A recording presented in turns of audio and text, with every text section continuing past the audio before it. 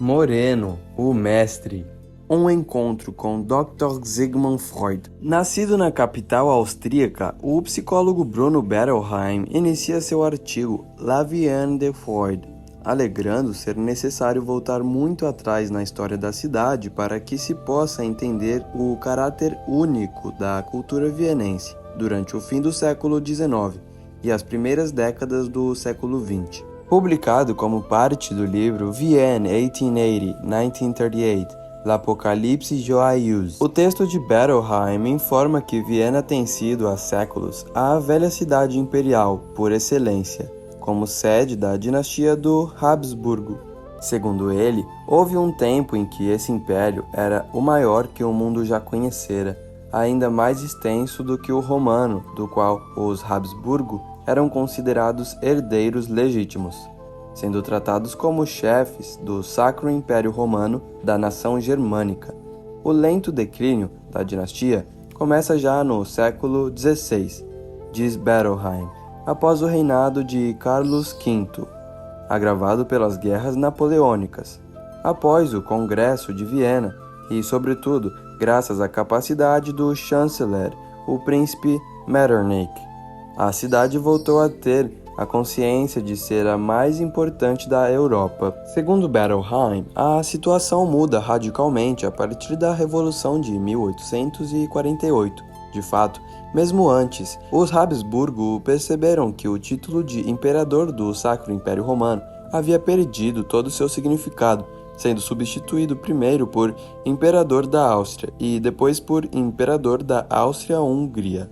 Mesmo assim, diz Bettelheim, o império continuou sendo o mais importante da Europa. Abrangia toda a Europa Central, além de boa parte da Itália e da Europa Oriental. Era um estado multinacional, composto por alemães e italianos, tchecos, húngaros, eslovacos, croatas e algumas outras minorias. O psicólogo explica que durante a Revolução de 1848, importantes frações da população, poderosas tendências centrífugas, pressionavam por relativa independência e logo depois absoluta, sem contudo conseguirem obtê-la antes do fim da Primeira Guerra Mundial. Em contraponto a esses movimentos, havia poderosas forças centrípetas, o imperador e seu exército, e a influência cultural exercida pela cidade de Viena na inteligência, não apenas de todo o império, mas também de grande parte do resto da Europa. Bettelheim afirma que a maioria das pessoas que contribuíram para a construção do prestigioso centro cultural vienense não havia nascido na cidade. Muitos ainda chegaram quando crianças, na esteira de seus pais, que buscavam ascensão social, cultural e econômica. Como exemplos, Bettelheim cita as famílias de Freud, o pai da psicanálise, e Herzl, o fundador do zionismo. Mais tarde, Bettelheim fornece uma das chaves para sua interpretação do declínio do Habsburgo e do momento em que Viena atingiu o clímax de sua cultura. Foi esse paradoxo que deu à cultura vienense seu caráter único. Ela não se concentrou mais no que estava acontecendo no resto do mundo e deu as costas à realidade externa, concentrando toda a sua energia intelectual e artística nos aspectos internos do homem, que quase não se veem afetados pelo que está acontecendo ao seu redor. Essas forças internas mais poderosas eram o sexo, Eros, e a morte, Thanatos. Longe de ser simples, a interação das duas pulsões criou os problemas psicológicos mais complexos. Essa complexidade psicológica foi objeto das preocupações da cultura vienense, e foi isso que ela incorporou em suas criações. Explorando esses fenômenos psíquicos extremamente densos, sombrios, ocultos e até então desconhecidos, foi possível entendê-los e até dominá-los. Esse foi o principal objetivo da cultura vienense, e não apenas o de Freud, que passou a vida em busca de soluções para esses sérios problemas. Bella caminha na mesma direção. Para ele, foi a derrota do liberalismo que levou à retirada dos intelectuais da história para um mundo fechado a partir do histórico, que usou como modelo o Homo Psychologicus em vez do Homo Economicus. De fato, o autor de Rethinking Vienna 1900 atribui a Karl Schorks a tese segundo a qual as origens da mentalidade modernista histórica em Viena são explicadas como a retirada pelos herdeiros do liberalismo austríaco, os filhos da burguesia, desde a esfera política no sentido do templo cultural, do estético e do psicológico. De fato, em seu mencionado Fin de siècle viennois, Schorks procura no escritor vienense Hugo von Hofmannsthal a expressão das Gleitende para definir a fuga do mundo que se intensificou naquele período. Assim, comenta Schorks, o burguês voltou a cultura estética para dentro, para o cultivo do eu, de sua singularidade pessoal. Para ilustrar o interesse pelos problemas mentais que prevaleciam no Império, Bettelheim conta, por exemplo, que, em 1871, em resposta a uma pergunta do imperador à esposa sobre o presente favorito para sua festa de aniversário, a imperatriz Elizabeth respondeu: "O que eu gostaria, acima de tudo, é de um manicômio totalmente equipado." Até o momento, a descrição que Moreno faz em sua autobiografia do encontro do então estudante Jacob Levy com o außerordentliche Professor Sigmund Freud parece ser a única evidência histórica disponível. Em 1912, assisti a uma das conferências de Freud.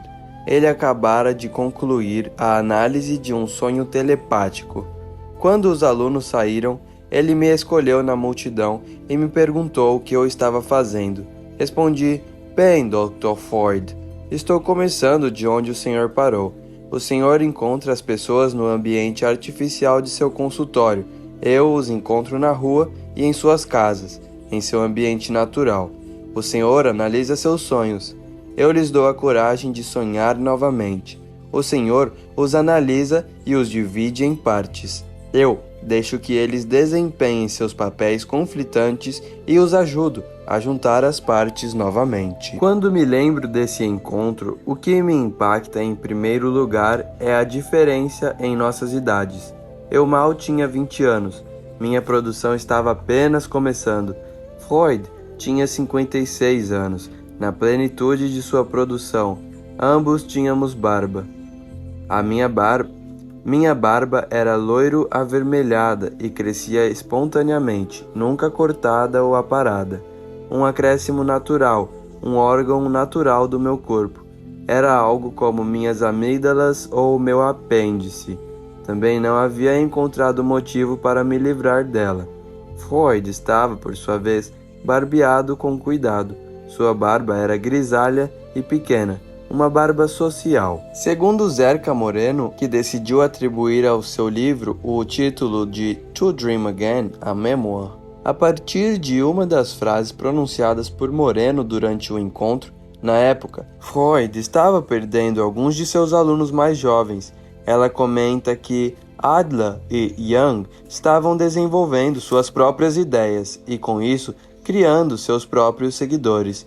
Por esse motivo, acrescenta, Freud estava ansioso para ganhar novos filhos. Quanto a Alfred Adler, o professor estadunidense de psiquiatria George McCurry explica em seu Revolution in Mind, The Creation of Psychoanalysis, que em 1909 ele já havia anunciado sua própria teoria unificada da neurose, e que as teorias de Adler vinham irritando Freud há anos. Segundo McCurry, a Sociedade Psicanalítica de Viena estava crescendo rapidamente e a chegada de novos membros fez do então presidente da entidade, Adler, um concorrente formidável por corações e mentes. Quando ele apresentou em 1910 um modelo alternativo baseado em diferentes conteúdos inconscientes, forçou as pessoas que estavam no movimento a considerar como poderiam arbitrar entre Freud e Adler. Por fim, McCurry comenta, Freud não provou que Adler estava errado. Na verdade, declarou que Adler não era psicanalista. Com isso, Adler é expulso da sociedade e, em 1912, começa a convocar reuniões para sua Sociedade para Livre Pesquisa Psicanalítica. Quanto a Carl Jung, o que um dos biógrafos de Freud, Peter Gay, relata em seu livro Freud, Uma Vida para o Nosso Tempo, sobre o relacionamento do pai da psicanálise com o jovem suíço oferece mais elementos para entender o problema. Referindo-se à correspondência entre eles naquele ano de 1912, Gay reproduz as palavras agressivas de Jung para o professor e a reação do médico. Posso lhe dizer algumas palavras sérias? Reconheço minhas flutuações com o senhor, mas tendo a ver a situação de maneira séria e totalmente honesta. Se o senhor duvida, o problema é seu. Gostaria de chamar sua atenção para o fato de que sua técnica de tratar seus discípulos como pacientes é torpe.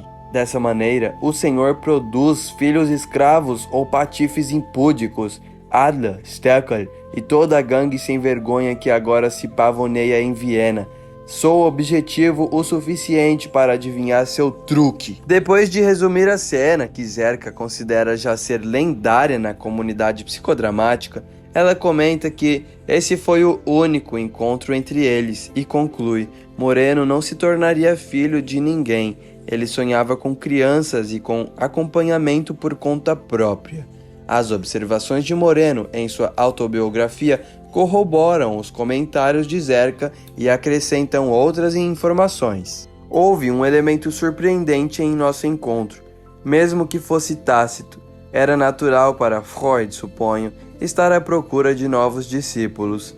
Escolher-me não era tão incomum, já que eu tinha uma reputação suficiente na comunidade universitária da época e era uma figura facilmente reconhecível com meu manto.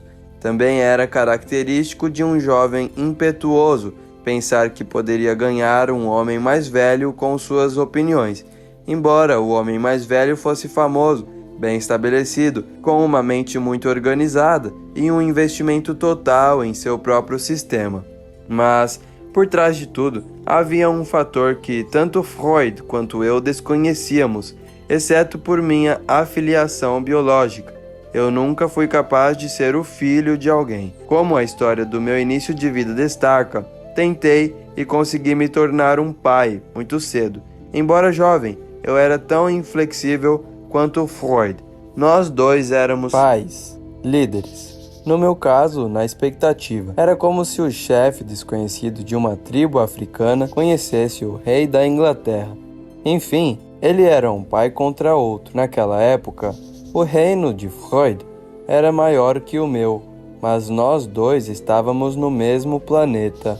Marino confirma que as informações sobre o evento provêm apenas do próprio Moreno, uma vez que os escritos de Freud não contêm nenhuma referência ao futuro criador do psicodrama.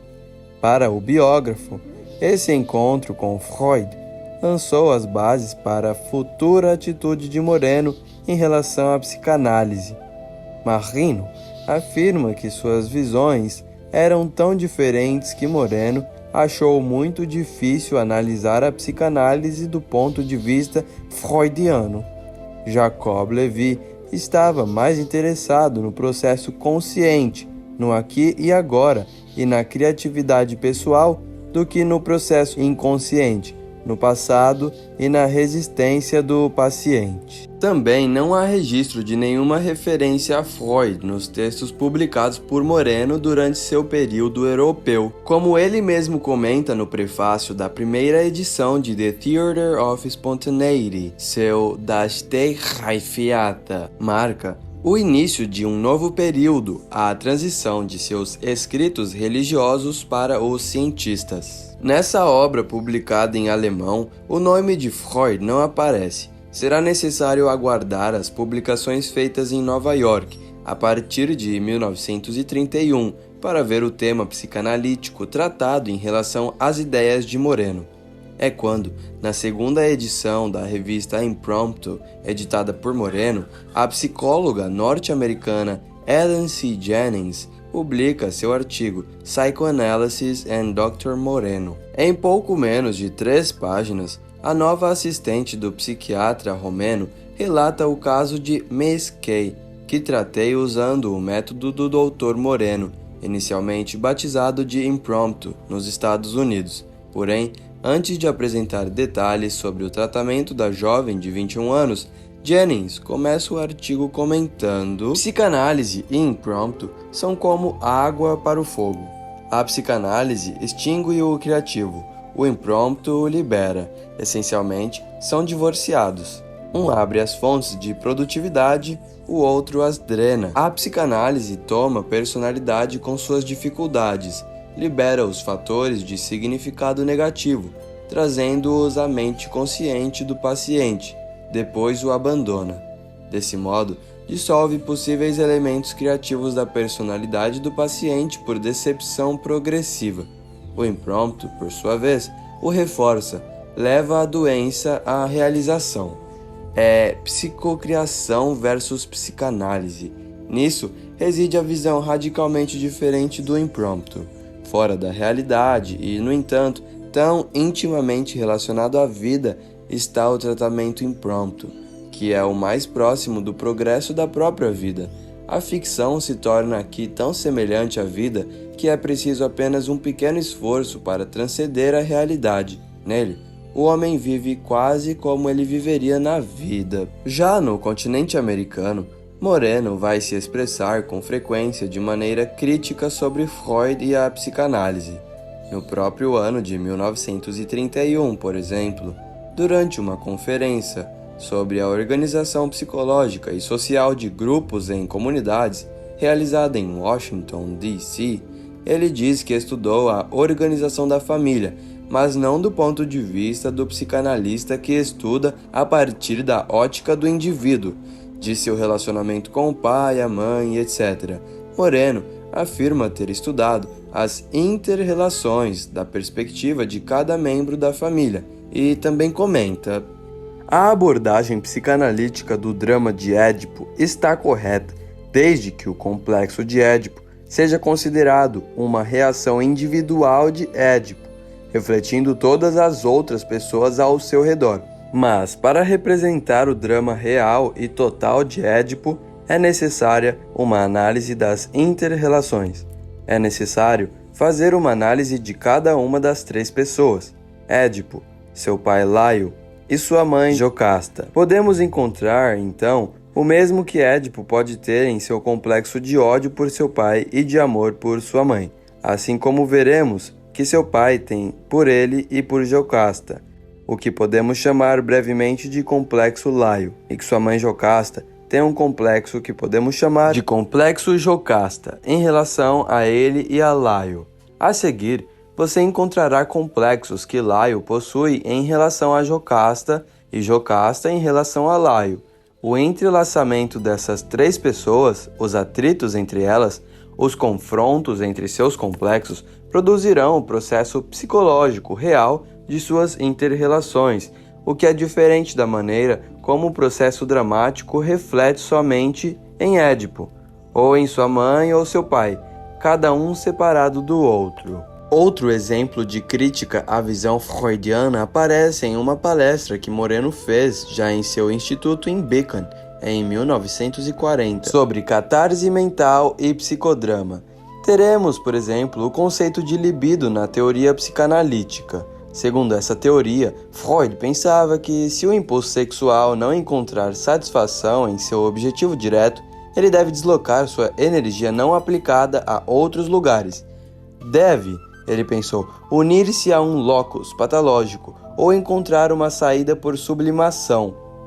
Ele não conseguiu nem por um momento conceber que esse afeto não aplicado desaparece porque estava influenciado pela ideia física de conservação de energia. E como nota de rodapé, Moreno acrescenta uma excelente ilustração do fato de que conceitos físicos como energia não podem ser transferidos para um nível social ou psicológico é o processo de catarse, que causa mudanças fundamentais em uma situação sem fazer nenhuma alteração no padrão de energia da situação. Na mesma conferência de 1940, depois transformada em artigo, Moreno aborda outro dos temas centrais da teoria freudiana, o conceito de transferência, questionando a utilidade de certos termos psicanalíticos como transferência, regressão, libido, inconsciente e muitos outros. Ele afirma que esses conceitos psicanalíticos podem ser substituídos por conceitos mais inclusivos, originados como resultados dos achados psicodramáticos e sociométricos. Um exemplo é o conceito de transferência, considerado por Freud a pedra angular de toda a terapia psicanalítica. O valor estimulante de um conceito deve terminar quando novas descobertas e fatores dinâmicos exigem uma reorientação de todo o campo em que são aplicados. Os novos conceitos devem mostrar as limitações dos conceitos anteriores a esse respeito. O conceito de sugestão de Bernheim foi descartado por Freud em favor do que ele chamou de transferência, um conceito mais amplo que também inclui sugestão. Nos últimos 20 anos, os estudos de relações interindividuais e dos padrões de atração-repulsa em grupos grandes levaram-me a desenvolver um novo conceito, TELE, que inclui transferência, que por sua vez inclui sugestão. E, além disso, é capaz de tomar como processos separados as psicoses narcísicas de um lado e as redes psicossociais de outro. Na introdução à terceira edição de seu primeiro volume de psicodrama, ele expõe uma série de conceitos psicanalíticos, destacando as diferenças em relação a seus conceitos psicodramáticos. Sobre o de transferência, por exemplo, depois de defini-lo à sua maneira, como o desenvolvimento de fantasias inconscientes que o paciente projeta sobre o terapeuta, ortogando-lhe certo fascínio, ele menciona a existência de outro processo que ocorre no paciente, na parte de seu eu, que não é afetada pela autossugestão. Com ele, avalia o terapeuta e percebe intuitivamente que tipo de homem é.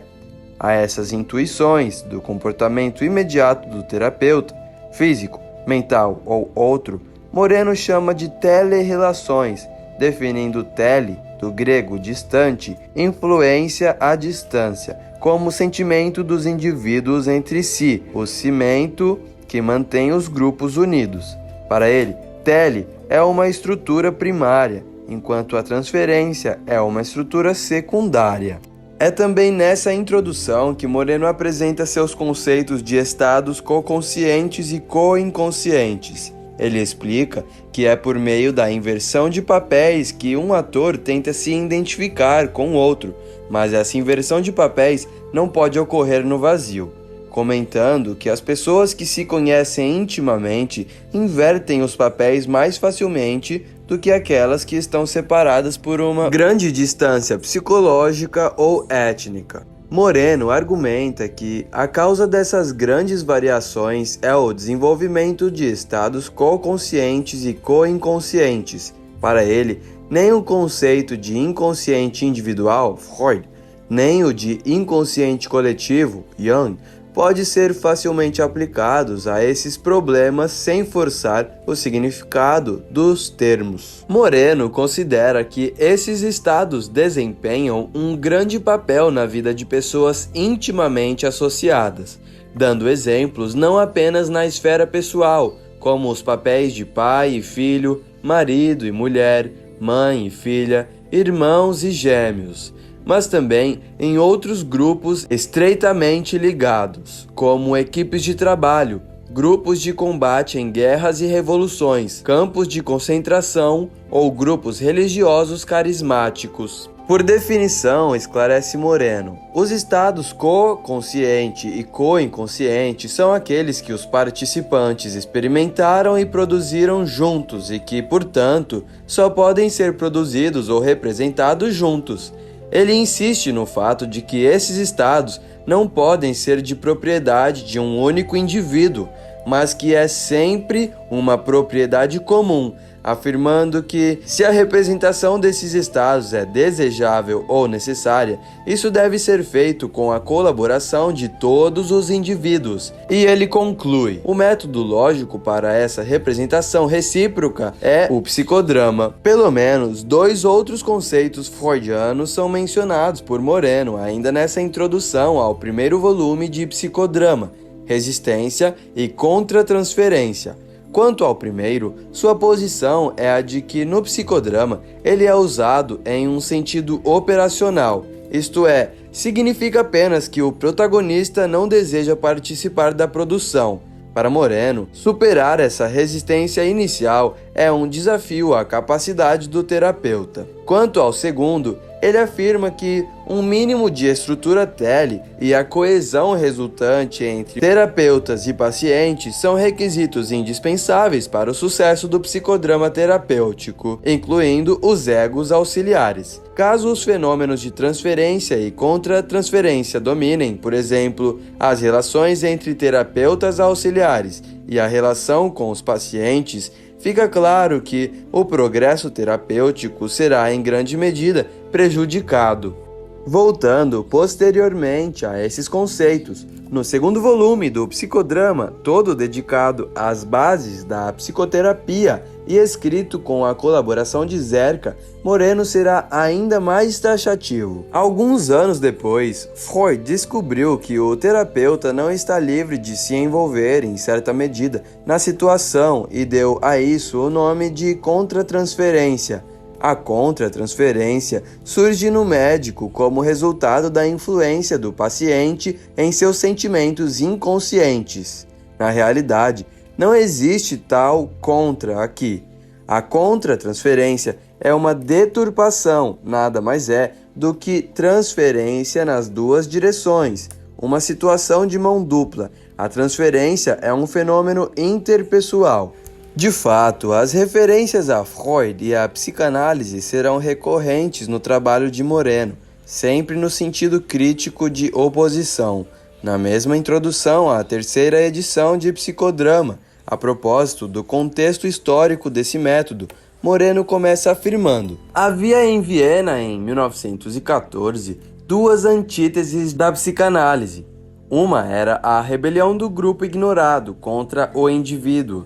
Constituía o primeiro passo para além da psicanálise, a psicoterapia de grupo. Introduzia essa denominação para sublinhar o fato de que era, antes de tudo, uma terapia do grupo, e não apenas uma análise psicológica ou sociológica. A outra foi a rebelião do ator sufocado contra a palavra. Foi o segundo passo além da psicanálise, o psicodrama. No começo, era a existência. No começo, era o ato. Já no segundo volume de Psicodrama, há um anexo intitulado Psicodrama e Psicanálise. Nele, Moreno introduz o tópico afirmando que, no cerne deste volume, está a controvérsia entre psicodrama e psicanálise, e é por isso que considera útil para repetir os principais contrastes. São 6 os pontos que ele descreve como os mais importantes. 1. Modelo. 2. A objetividade e a neutralidade do terapeuta. 3. O ego auxiliar. 4. O psicodrama de 2. 5. Ferenczi e Freud. 6. O problema do controle. Quanto ao quinto tópico, Moreno se refere aqui ao famoso conflito que, segundo ele, é uma boa ilustração das diferenças entre as técnicas psicanalíticas e psicodramáticas. Ele conta que nos anos 30 e 31, Ferenczi estava alterando sua técnica para com os pacientes, desempenhando o papel de pai amoroso, e que quando Freud soube disso, escreveu para ele em uma carta datada de 13 de dezembro de 1931. Você não deixou em segredo o fato de beijar seus pacientes e se deixar beijar por eles. Até agora, na psicanálise, temos sido fiéis ao princípio de que os pacientes devem ter toda a satisfação erótica recusada. Comenta Moreno: Freud não tinha alternativa a oferecer naquela ocasião a seu ex-amigo e ex-analisado. Se conhecesse o método psicodramático que vinha sendo utilizado desde 1923 no Staatsgericht de Viena, teria uma alternativa a oferecer. Ele poderia ter escrito: se você pressupõe que seu paciente precisa de amor, o carinho de um pai ou mãe autênticos, deixe que outra pessoa, especialmente preparada para isso e com o conhecimento necessário, assuma esse papel e atue diante do paciente sob sua supervisão, mas mantenha-se afastado disso. evitará assim a acusação de que está obtendo satisfação sexual sob o pretexto de prestar um serviço profissional e também impedirá que o paciente obtenha gratificação sexual de você. Mas Freud nunca escreveu algo parecido ao amigo. Ferenczi, no entanto, tropeçou em um problema básico quando sentiu a necessidade de oferecer amor a seus pacientes. Talvez estivesse mentalmente doente naquele momento, mas isso não muda a lógica do problema. Se o paciente precisa de amor para seu bem-estar e progresso mental, a técnica deve ser alterada, mas a tecnologia da psicanálise permaneceu inalterada até o momento em que o psicodrama entrou em cena, ao usar outro terapeuta, um assistente, que assume o papel de que o paciente precisa. O problema foi superado, embora não de todo. Se o ego auxiliar fosse instruído a agir a serviço do psicanalista para desempenhar o papel de pai ou esposa amorosa, o assistente poderia facilmente se tornar um ator erótico e o próprio Ferenczi em alguém que atendia seus sentidos, um voyeur. É típico da nova geração de psicanalistas, a inteligência psicanalítica, criticar Freud na maioria de seus assuntos teóricos, libido, transferência, contratransferência, etc. Mas eles não tinham tecnologias alternativas a oferecer. Ainda continuam colocando o paciente em um divã, ou, se forem mais radicais, permitem que ele se sente em uma cadeira de frente para o terapeuta. Moreno refere-se basicamente à situação do terapeuta em seu trabalho psicodramático, citando diretores que, não satisfeitos em passar o fardo, por assim dizer, aos egos auxiliares e sentindo-se descontentes diante da intensidade adquirida pelo processo psicodramático, entram eles mesmos na situação, dobrando, invertendo papéis, espelhando, fazendo solilóquio, etc. No entanto, confirma, a regra geral é que o terapeuta principal seja o condutor e não assuma o papel de ego auxiliar, exceto quando uma situação de emergência o exija. A propósito da França, vem pelo menos duas confusões históricas sobre as relações entre Freud e Moreno. A primeira se deve a Jacques Lacan, em seu artigo English Psychiatry and War, publicado originalmente em 1947 pela revista L'Évolution Psychiatrique. O psiquiatra e psicanalista francês fala de uma visita que acabara de fazer a um centro de atenção a ex-prisioneiros de guerra e ex-combatentes, perto de Londres. Pude me encontrar com o Major Doyle, a quem me apresentei a minha chegada, e com sua equipe médica vou relatar apenas estas duas questões, que o problema essencial aqui era o da redução dos fantasmas que assumiram um papel preponderante no psiquismo dos sujeitos durante os anos de afastamento ou reclusão, que o método de tratamento que animava o centro era completamente inspirado nos princípios do psicodrama de Moreno, ou seja, uma terapia estabelecida na América e que também é necessário situar nas psicoterapias de grupo de afiliação psicanalítica. Acontece que, de sua obra-prima Who Shall Survive, publicada pela primeira vez em 1934, Moreno já havia reiterado sua posição decididamente crítica em relação à psicanálise. Em sua segunda edição, de 1953, ele confirma: deve-se lembrar que a psicanálise cresceu do mundo neuropsiquiátrico de Charcot e Brouwer, enquanto as origens do meu trabalho remontam às religiões primitivas e meus objetivos eram o estabelecimento e a promoção de uma nova ordem cultural. Foi o conflito entre os métodos de terapia analítico e operacional.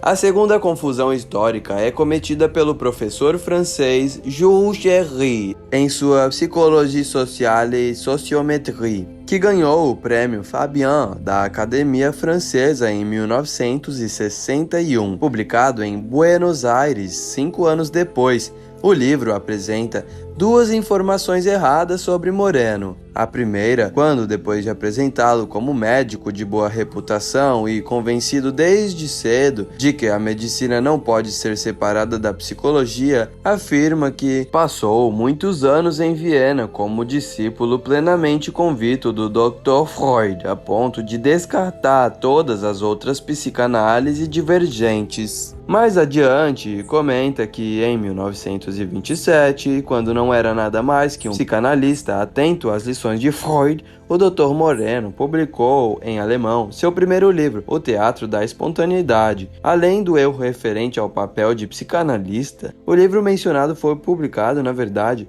4 anos antes. Infelizmente, os mesmos erros são repetidos na edição castelhana. Equívoco semelhante apareceu em uma das primeiras publicações de Moreno na Argentina, na década de 1950, ao apresentar o livro Sociometria e Psicodrama ao público. Seu editor tentou motivar seus leitores observando: "Você está angustiado? Suba ao palco e represente publicamente sua angústia, sua obsessão, seu problema. Esse é o princípio estabelecido por um eminente psicanalista, Jacob L. Moreno, que concebeu e dirigiu mais de um quarto de século atrás o teatro psicodramático Beacon." O curioso é que, no mesmo livro, Moreno afirmou: Freud parou no meio do caminho. Foi preciso mais de um quarto de século desde sua primeira publicação em 1895 para que, com o advento do psicodrama em 1923, o aspecto externo de uma situação psicológica pudesse ser completamente isolado e uma compreensão mais profunda dela fosse alcançada. Outros 25 anos foram necessários para que essa interpretação chegasse à literatura psicológica. Minha teoria e prática do psicodrama transformaram profundamente a situação que Freud viu. Apesar das frequentes referências críticas de Moreno ao pensamento de Freud, seria precipitado concluir que o criador do psicodrama não valorizava a contribuição do criador da psicanálise. Pelo contrário, como ele sustentará em 1964 em seu artigo sobre The Third Psychiatric Revolution and the Scope of Psychodrama, depois de reconhecer as mudanças causadas pela primeira revolução Pinel como institucionais, Moreno reconhece Freud como autor da segunda revolução, que trouxe mudanças psicodinâmicas. Para ele, a terceira revolução é a que apresenta os métodos de grupo e de ação, trazendo como objetivo final uma sociedade terapêutica, uma ordem terapêutica mundial. De qualquer forma, o que se deduz dos comentários não publicados de Moreno em sua autobiografia é que suas restrições a Freud vão além das diferenças conceituais, constituindo um profundo desacordo de natureza filosófico-teológica. Sempre achei que o grande erro de Freud foi misturar a ideia de divindade com a imagem do pai, uma metáfora derivada da família humana. Em vez de seguir a trilha que Spinoza iluminou, ele pegou o conceito antropomórfico de Deus por seu valor nominal e o analisou de maneira tão ingênua quanto se apresentou a ele. Ele repetiu, no nível da análise, o erro dos religiosos supostamente infantis que ele rejeitava. Ele, Freud e os religiosos simplesmente representavam os dois lados da mesma moeda. Meu duplo esforço para expandir os conceitos de psiquiatria para além de suas limitações médicas e sociológicas e para expandir os conceitos de religião para além de suas limitações históricas e teológicas encontrou expressão nos livros que escrevi naquele período. O avanço da aproximação entre religião e psiquiatria por volta de 1918 e no início dos anos 1920 foi uma extravagância repugnante para teólogos e cientistas. Eu era um profeta solitário, formulando minha posição muito antes de Jung, Jaspers e outros. Mas há muitos hoje que seguem minha melodia. Entretanto, nem sempre as opiniões de Moreno sobre as ideias de Freud eram tão sérias. Referindo-se ao ano de 1913, seu senso de humor o levou a fazer o seguinte comentário, 40 anos depois, na segunda edição de Who Shall Survive? A mais engraçada das primeiras definições de psicodrama me foi dado por um poeta vienense, um alcoólatra crônico, enquanto caminhava comigo uma noite pela rua Katna. Moreno exclamou: Eu concordo com você. Se eu tiver de morrer, prefiro morrer de diarreia do que de constipação. Na minha opinião, essa é a diferença entre você e Freud. No mesmo capítulo de sua autobiografia, no qual Moreno relata seu encontro com Freud, ele reconhece que, até pouco tempo atrás, havia um sério conflito entre os modos de terapia analíticos e operacionais, afirmando: "Não sei se Freud já estudou meu trabalho, ou mesmo se o levou a sério. Estávamos em mundos separados." Além disso, ele comenta em um fragmento inédito: "Uma coisa é certa. A resistência do Dr. Freud à atuação era um obstáculo ao progresso da psicoterapia.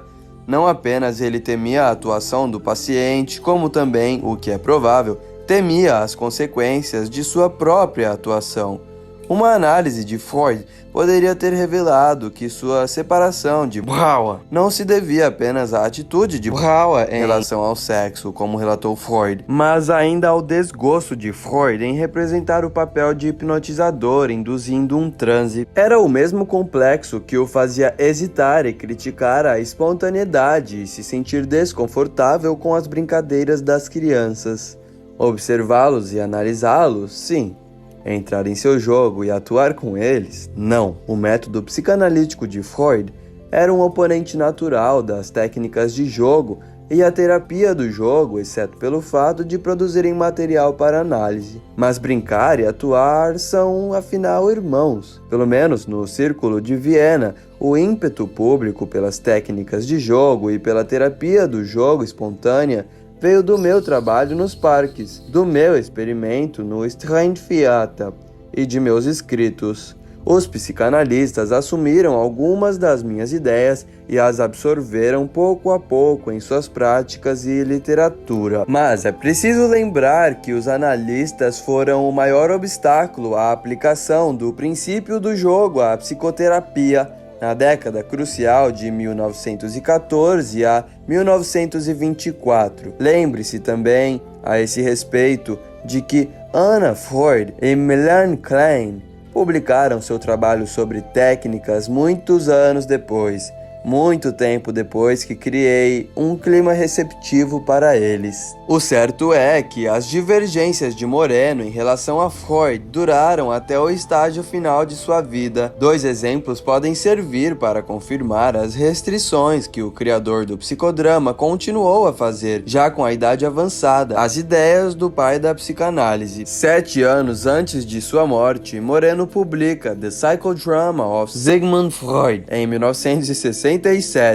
por sua editora Beacon House. Trata-se de uma monografia de 12 páginas, em cuja capa aparecem as menções edição abreviada e edição completa em preparação. O autor dedica a primeira parte de seu texto a comentar brevemente que Freud está morto, mas seu novo livro, Thomas Woodrow Wilson, 28th President of the United States, A Psychological Study, chocou o mundo científico. Vale a pena nos concentrar na terceira parte da monografia, na qual Moreno se estende criticamente ao sistema psicanalítico. Por sistema psicanalítico, quero dizer todos os sistemas de natureza analítica. Tornei a doutrina de Freud o principal objetivo do meu ataque, porque era o mais bem desenvolvido e o mais influente. Além disso, garante, minhas críticas não foram dirigidas contra Freud científico, mas contra Freud metafísico, o construtor de sistemas. Tentando ser mais específico, Moreno observa: o sistema psicanalítico tem em comum com outros sistemas analíticos que seguiram seus passos a tendência a associar as origens da vida à calamidade.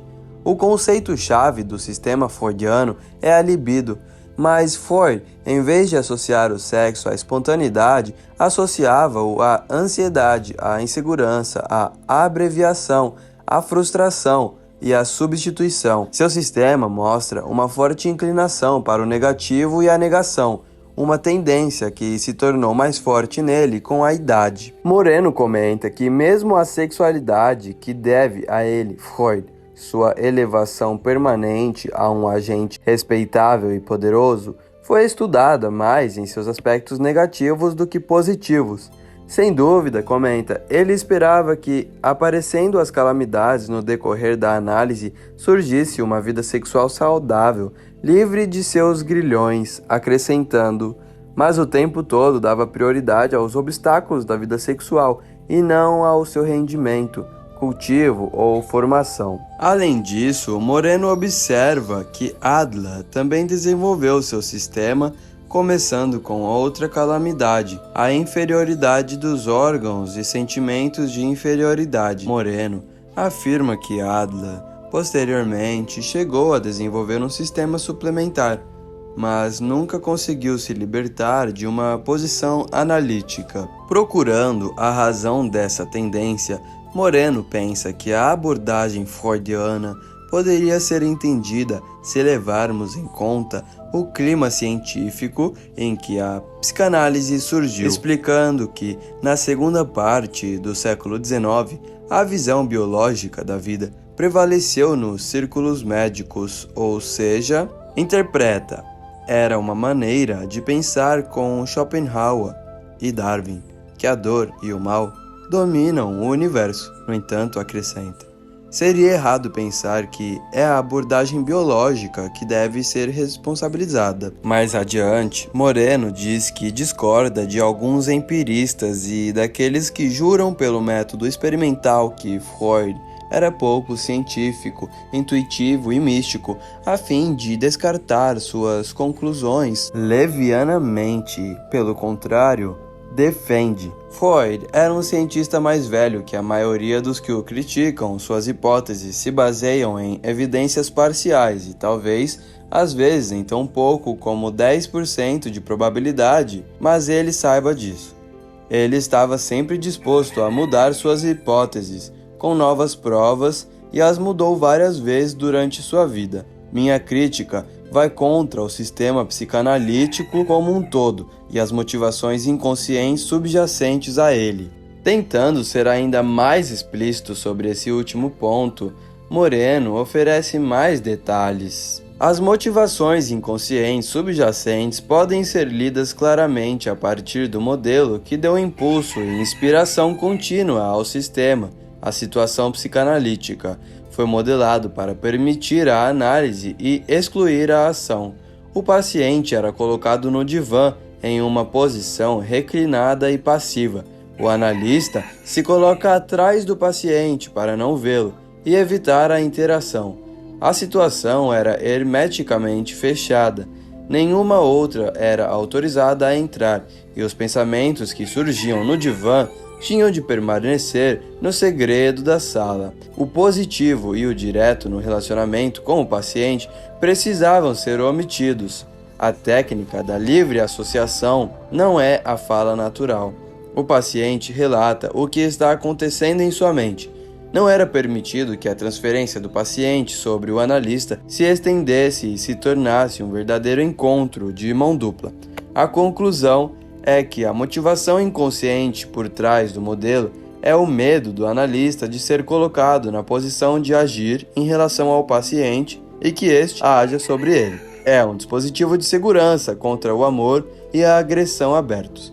A dificuldade, é claro, é que com isso a própria vida era excluída da sala e o processo de tratamento tornava-se uma forma de boxe nas sombras. Qualquer que seja o mérito dado à argumentação usada por Moreno, a análise de seu texto de 1967 apresenta evidências de que sua posição em relação ao chamado sistema psicanalítico continuava frontalmente oposta, quase 20 anos após as tentativas iniciadas na França de reconciliar as contribuições de Freud com as de Moreno, mais tarde conhecidas como psicodrama analítico.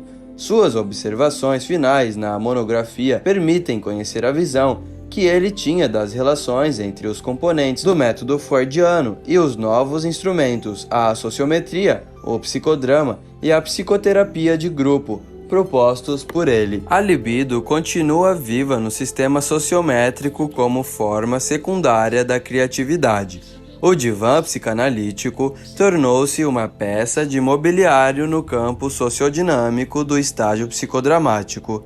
A associação livre é um complemento limitado e frequentemente artificial do atuar. A atuação espontânea é uma função universal do comportamento humano, uma sequência da fome de atos do bebê. A atuação, que para Freud parecia um sinal de resistência e um fenômeno a ser proibido na situação do divã, tornou-se um dos volantes da interação terapêutica. Telly foi descoberto como fator universal que domina as relações interpessoais e a interação social. A transferência é um subproduto da estrutura da Telly. A regressão é uma forma de jogo compulsivo, uma forma de jogo de papéis. O brincar em torno de papéis conserva. O atuar dos padrões regressivos oferece certas vantagens para o indivíduo que atua. Relaxam o paciente, pois reduzem ao mínimo seu envolvimento na complicada situação atual. Ele pode substituir a resposta esperada para a situação atual por uma mais simples e assim viver com uma baixa quantidade de espontaneidade. A resistência é uma função da espontaneidade. Deve-se uma diminuição ou perda desta. A projeção é uma função da imaginação. A sublimação se torna uma função da criatividade. O anúncio feito na capa da monografia, prometendo uma edição mais completa, na verdade não se concretizou. No entanto, entre os documentos catalogados pela Universidade de Harvard na biblioteca Francis Cantway estão os manuscritos que Moreno estava preparando para a publicação do projeto do livro.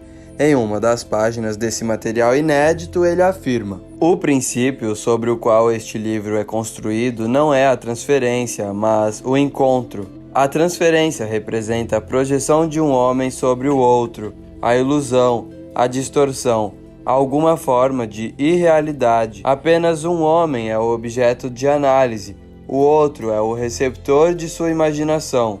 É um espetáculo de um homem só. Encontro é, pelo contrário, uma transação entre pessoas reais. Se não estão presentes, não há reunião. É a realidade em carne e osso. Sua existência real é confronto, não projeção. Trata-se de um combate, não de boxe na sombra. É a vida, não é um sonho. A história do encontro começa, portanto, comigo e com meu encontro com Freud." Em outro momento de suas anotações, adotando uma linguagem em terceira pessoa, ele tenta comparar eventos importantes na vida de Freud com eventos importantes na vida de J. L. Moreno, com paralelos que dispensam comentários. Quando Freud tinha 50 anos, 1906, ele completou seu trabalho de base. Isso marcou o ponto de virada em sua carreira. A partir de então, ele começou seu esforço para conquistar o mundo. Em 1940, quando Moreno tinha 50 anos, também foi formulada a orientação básica de seu trabalho, e ele começou seu esforço para difundi-lo e conquistar o mundo. Ambos começaram como pioneiros de uma ideia, com a criação de uma ideia que foi considerada por eles e pelos outros sua criação única. A vida de ambos consistia em uma batalha contínua por reconhecimento, uma batalha com amigos e inimigos. Portanto, não surpreende que o psicodrama de Sigmund Freud seja também o psicodrama de J. L. Moreno. Ambos eram humanistas, mas em lados opostos da balança. O segundo exemplo da posição de Moreno diante de um dos conceitos centrais desenvolvidos por Freud, o inconsciente, sai de sua última obra, já editada na fase final de sua vida. Mais especificamente, é a introdução à autobiografia de um gênio, que seu filho Jonathan, ao editar o texto datado de 1985, preferiu incluir como apêndice com o título de On Genius. No fragmento 9, Moreno retorna aos seus conceitos fundamentais de criatividade e espontaneidade. Precocemente, descobri alguns postulados para o ego criativo. 1. Tanto o consciente quanto o inconsciente são funções da criatividade. 2. As ideias devem ser postas em prática com a ajuda do corpo para alcançar todas as dimensões de si mesmo no ato, seja qual for o meio, pela primeira vez na forma bruta e espontânea em que elas brotam. Em seguida, as lascas do momento devem ser coletadas e feitas novamente, cada vez maiores, reforçadas por experiências espontâneas. Não deixe a próxima vez saber muito sobre as vezes anteriores.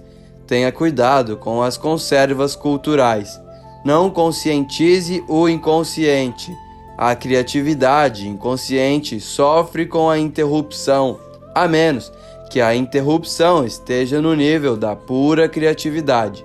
O que é bom para a sua neurose particular pode ser ruim para a sua neurose criativa. 3. Seja espontâneo, ou seja, responda adequadamente a uma nova situação ou responda a uma situação antiga como se fosse a primeira vez. 4. A maneira mais econômica de uma vida criativa é ser espontânea todas as vezes, a todo custo, e não viver de economias. O fragmento 11º também não deixa dúvidas sobre sua maneira de agir em relação ao inconsciente, diferentemente do que Freud propunha. Confie na criatividade de seu inconsciente. Confie no poder de sua criatividade. Sua criatividade é fundamental, real e única. O inconsciente precisa mais do que análise, precisa de proteção, conservação e manutenção bem calculada. Confie em sua espontaneidade. Mas para onde vai minha atuação? Posso me meter em confusão, assassinato ou suicídio? Não tema suas vozes interiores. Ouça-as e use métodos positivos como o psicodrama como um guia. Doutor, acredite em si mesmo. Em Progress in Psychotherapy, editado pela psiquiatra alemã Frieda von Reichmann e por ele em 1956, Moreno relata que, em 1914, em busca de uma matriz comum para todas as psicoterapias, publicou em Viena um opúsculo, Einladen zu einer Begegnung.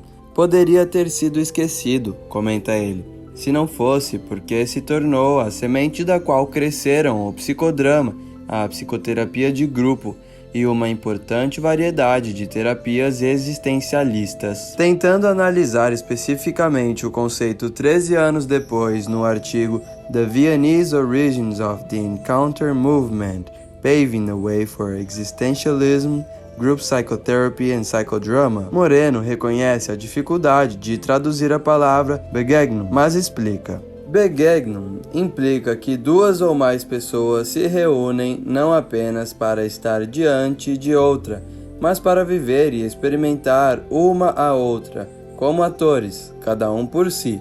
Não é apenas um relacionamento emocional, como o encontro profissional de um médico ou terapeuta e paciente, intelectual, como o do professor e do aluno, ou científico, como de um observador participante da sua disciplina. É uma reunião no nível mais intenso de comunicação. Os participantes não são colocados lá por nenhuma autoridade externa. Eles estão lá porque querem estar. Além disso, ele pondera. A palavra Begegnung contém a raiz da palavra Gegen, que significa contra. Portanto, abarca não apenas o amor, mas também relacionamentos hostis e ameaçadores, observa Moreno. Resumindo, Begegnung é a soma total da interação, um encontro de duas ou mais pessoas, não no passado morto ou no futuro imaginado, mas no aqui e agora, ich et nunc. Na plenitude do tempo, implica contato físico e psíquico, é a convergência de fatores emocionais, sociais e cósmicos que ocorrem em todas as faixas etárias, mas principalmente na adolescência, síndrome de Begegnung. É a experiência de identidade e total reciprocidade, mas, sobretudo, o psicodrama é a essência do encontro. Finalmente, voltando ao emblemático encontro de 1912 e apesar de todas as críticas à psicanálise feitas por Moreno ao longo de sua vida e obra, é essencial levar em conta uma de suas próprias anotações manuscritas encontradas em seu arquivo, Freud e a psicanálise. Nele, Moreno declara conclusivamente: independentemente das realizações dos métodos, o objetivo comum de todos os psicoterapeutas é melhorar a saúde mental da humanidade. A unidade entre eles e o respeito mútuo é vital, como o devido respeito pelas diferenças de opinião científica. De qualquer forma, além do confronto do jovem Jacob Levy com o professor Freud, a etapa seguinte da vida de ambos será profundamente marcada por um conflito maior. Antes de terminar a faculdade de medicina, diz Moreno, a Primeira Guerra Mundial estourou.